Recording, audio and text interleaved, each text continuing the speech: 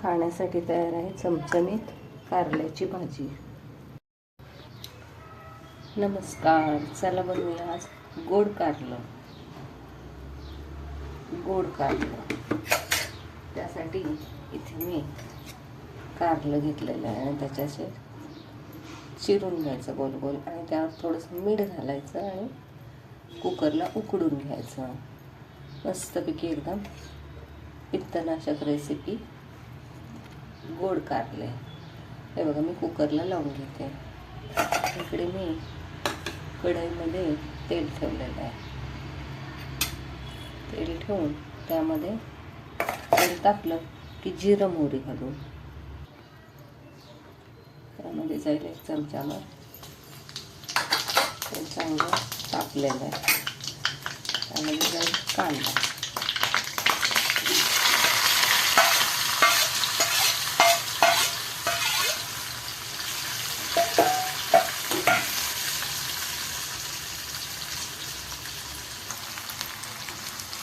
कांदा असा उभा चिरून घ्यायचा आणि कापून घ्यायचा. कांदा चांगला परतून घ्यायचा. कांदा परतला की त्यामध्ये थोडंसं मीठ घालायचं. त्यामध्ये थोडंसं मीठ. कांदा नेहमी उभा चिरून घ्यायचा. कांदा चांगला परतून झाला की त्यामध्ये टॅमॅटो घालायचा. कांदा चांगला परतून झाला त्यामध्ये आपण घालू टॅमॅटो.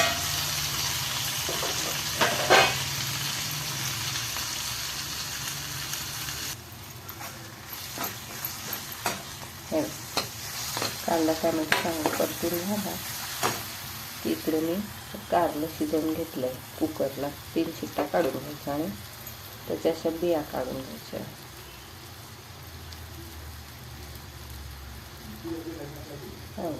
आता बिया काढून ते असं मॅश करून घ्यायचं.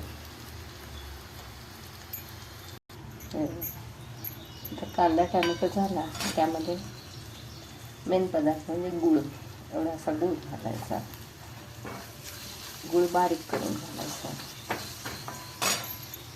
तर तुम्हाला जास्त गोड हवं असेल तर तुम्ही गूळ जरा जास्त घालू शकता. तोही चांगला गूळ आहे तो चांगला वितळून घ्यायचा त्यामध्ये. मग त्यामध्ये जाईल गोडा मसाला, लाल तिखट,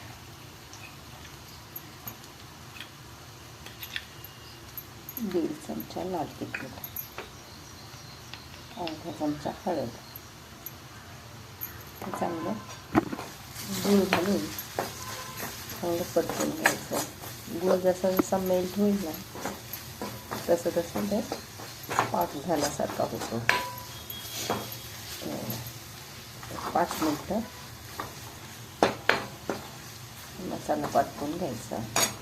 आणि इकडे मी कारले शिजवून तशी बारीक करून ठेवलेली आहेत. कुकरला 2 ते 3 शिट्ट्या काढून थोडंसं मीठ घालून कारलं शिजवून घ्यायचं. गूळ चांगला पातळ झाला की त्यामध्ये ती कारल्याची भाजी आपली तयार होणार.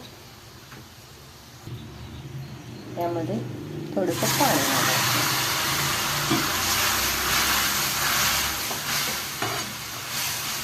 पाणी घातलं की त्यामध्ये हे कारले सोडायची. तुम्ही हवं तर अगदी एकदम बारीक करू शकता असं, किंवा तुकडे करून घालू शकता. मस्तपैकी लोक कडू कारलं म्हणतात आणि गोड कारलं म्हणतात. गोड कारल्याची भाजी तयार होते. यामध्ये शेंगदाण्याचा कूट घालायचा 1 चमचा. बघा मस्तपैकी भाजी कशी दिसत आहे. आता बघताना खावीशी वाटणार अशी गोड कारल्याची भाजी. त्यामध्ये आता कूट घालूया. 1 चमचा शेंगदाण्याचा कूट आणि चांगली घालून द्यायची. झाली आपली कारल्याची भाजी तयार.